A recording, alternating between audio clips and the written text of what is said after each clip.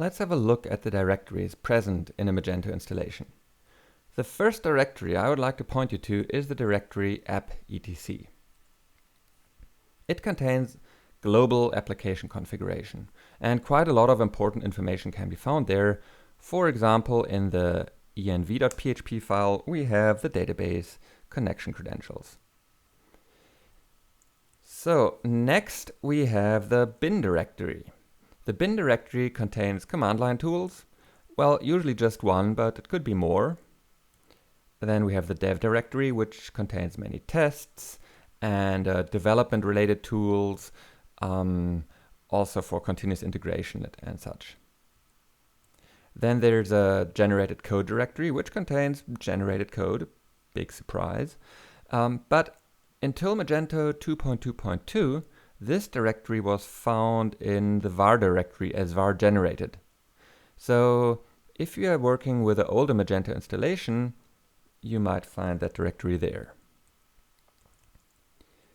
Then there's the lib directory. The lib directory contains third-party and internal libraries. Nowadays it's mostly used for some JavaScript libraries.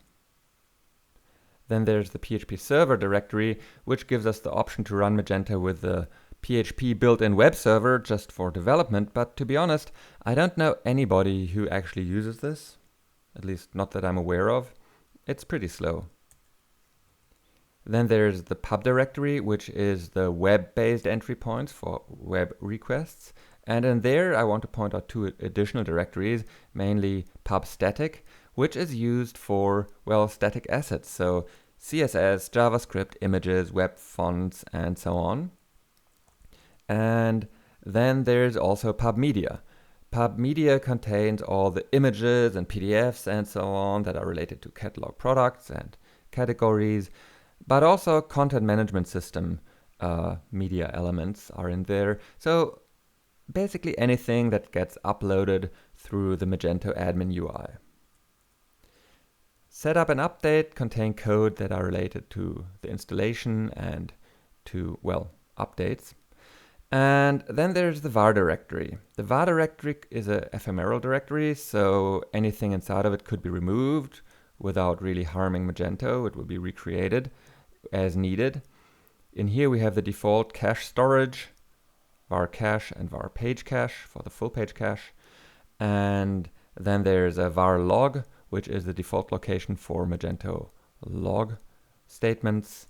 And the Composer home directory, which contains the auth JSON file with your keys to the Magento package repository for Composer. And sessions. View preprocessed contains temporary compilations for view-related files. So every once in a while, you'll have to remove some of these files or directories in here to get things moving again.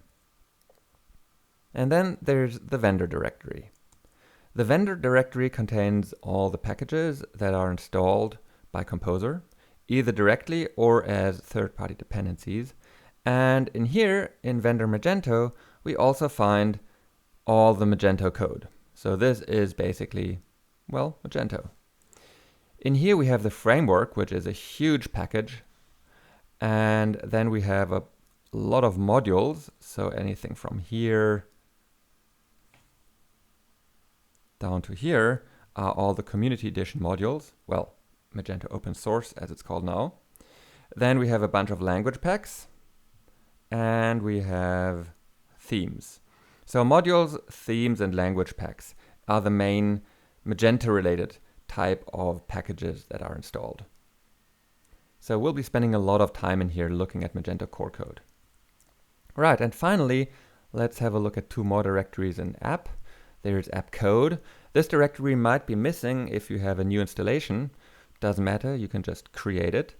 And it's the place to develop custom modules and custom code, usually.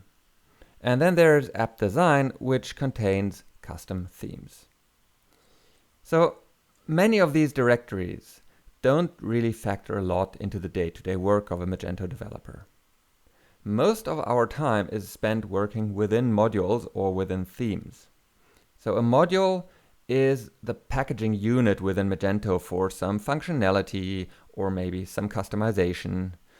And the next video will discuss the directory structure within the Magento module.